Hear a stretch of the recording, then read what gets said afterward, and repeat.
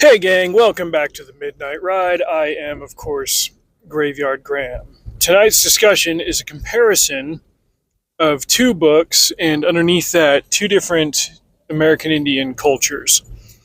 Back in 2019, I read Flags of Our Fathers by James Bradley, no relation that I know of.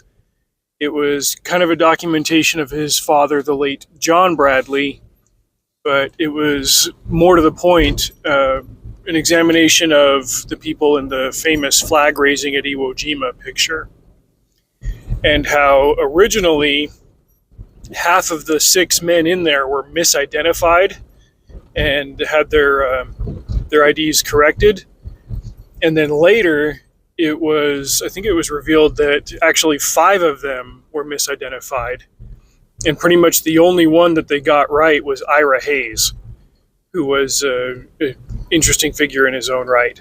But we'll be talking about that and the Pima Indian Nation. And on the flip side of the coin, we're discussing a fragment of a story written by Louis L'Amour that I just read this morning. It was this little individual piece that contrasted so sharply with another bit of lore buried in my deep gray matter that, well, here we are. So Louis L'Amour's Lost Treasures are the posthumous publications by his son, Beau L'Amour, of Louis's partial writings throughout his career, and there is a lot of that stuff.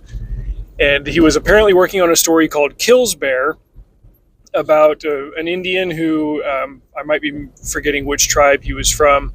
The Delawares were mentioned, but I can't remember if Killsbear was a Delaware or was a member of a nearby tribe to the Delaware. But the point is, it was over there on the East Coast in old Virginia country, as it were. And he was a member of a native culture that really emphasized and valued stories that you tell about yourself. Men were expected to be stewards of the culture through their poems and through their stories of their own exploits and conquests. And even if the stories were somewhat mundane, they were kind of expected to fluff them up and fill them up to amplify their own legends. I underlined this one particular phrase, this sentence at the end of one paragraph, where it more or less said that through these stories, young men were they would gain inspiration for what kind of warrior they should be, and young women would listen to the story and know what kind of man to expect. And in a sense, that's got a lot to do with the kind of stories that I'm looking for, and the ones that I find value in. Admirable qualities, the ones that you would want to emulate. What are the stories that are effectively of good worth and good news and praiseworthy and all that stuff.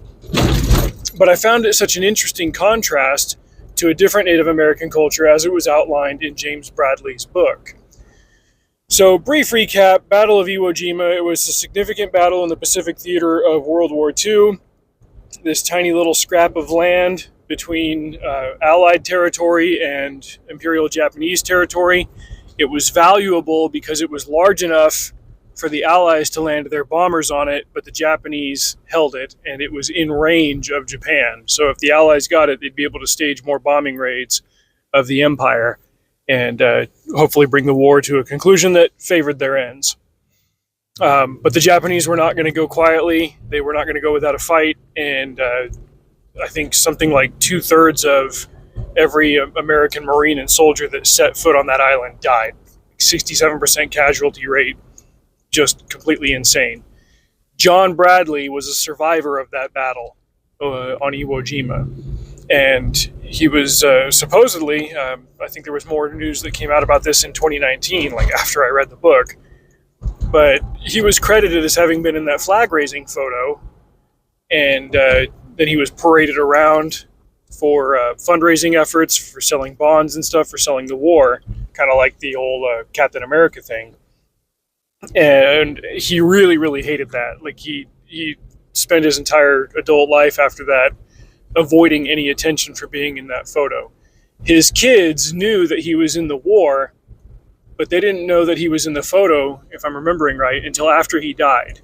They found his stuff in his office, and he just didn't want any recognition for it. Press were always calling the house and saying, hey, can we talk to John Bradley? And the kids were trained to say he's fishing up in Canada. He lived in Wisconsin.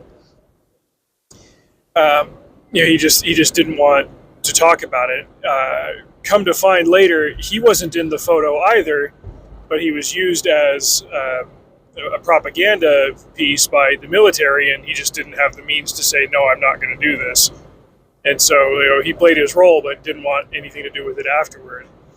But like I said, the one confirmed individual in that photo that, to my knowledge, to date, has not been amended out of it is Ira Hayes from Gila Valley, I want to say, Arizona. He's a member of the Pima Nation, the Pima Indian tribe. These are the guys that had lived in the Gila Valley of Arizona for centuries, maybe thousands of years. Not exactly sure how long, but they knew how to live there, knew how to live with the limited resources, especially limited water and agriculture and wildlife of the land. And their culture was heavily influenced and shaped by that. And this is where I think it provides a significant and valuable contrast between the culture that Louis L'Amour was writing about in that Killsbear novel. So you got a story of one Indian tribe that is supposed to boast of itself, beef itself up. Men are supposed to highlight their own exploits, whereas something James Bradley outlines in his documentation of Ira Hayes is that the Pima culture was kind of the exact opposite. You weren't supposed to seek any kind of attention for yourself or recognition. You were supposed to be humble. You were supposed to be stoic. You were a member of the nation. It wasn't about you. It was about all of them together. And apparently Ira Hayes even got amicably ribbed by his fellow Pimas whenever the news came around or people came around and said, hey, we want to talk to this hero soldier Indian guy, and they're like, oh yeah, there's Ira, and he'd shrug it off, but it ran counter to their culture. After chewing on that and thinking about it, I've provided that all of the facts that I've gathered as presented are correct. I think it just has a lot to do with the area, the topography, the resources, the scarcity versus the abundance, and how those two things shape the culture of these very different tribes.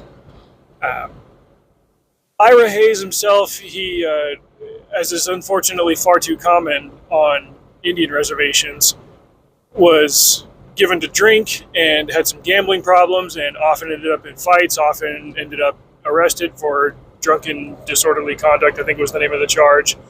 And for a man who was a war hero, he deserved a much better death than the one that he got, drunk and vomiting and full of gambling debts. But other than his actions on Iwo Jima, one of the most significant undertakings of his adult life was when he walked and hitchhiked on foot from Arizona to Texas to meet with the family of Harlan Block to let them know that one of the identified figures in that Iwo Jima photograph was incorrect, and that it was their son, Harlan Block, and not, I can't remember the name of the guy that they thought it was. But that was, I think, the first instance of one of the names being corrected in that photograph. By the time James Bradley published his book in the mid-2000s, 3 of those names had been corrected. And since then, I think 2 more have.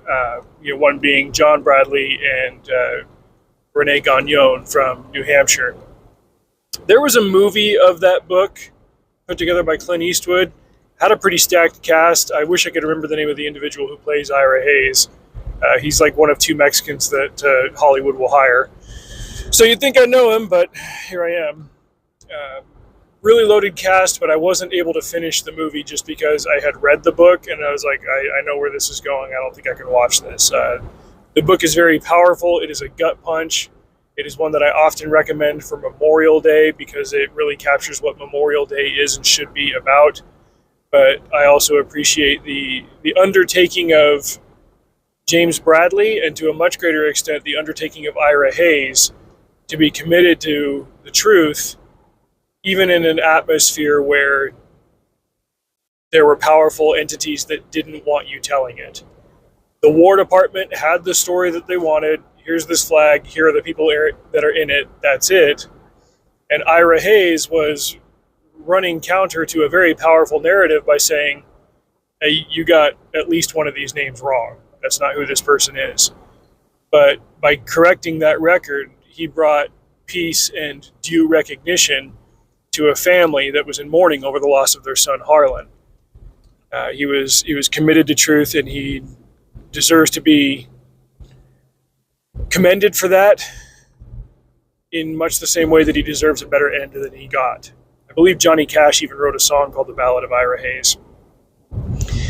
Anyway, that's just what's going through my head tonight. I thought it was worth mentioning to contrast those two ideals. Again, like assuming on its face that Louis L'Amour was writing accurately, and I have no reason to believe that he wasn't. That was always one of his goals, was to not invent things historically. He said that history is fascinating enough as it happened.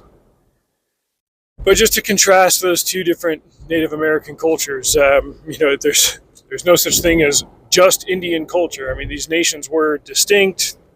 They were at war with each other just as much as, we'll say, nations of Europe or nations of anywhere else in the world were in conflict.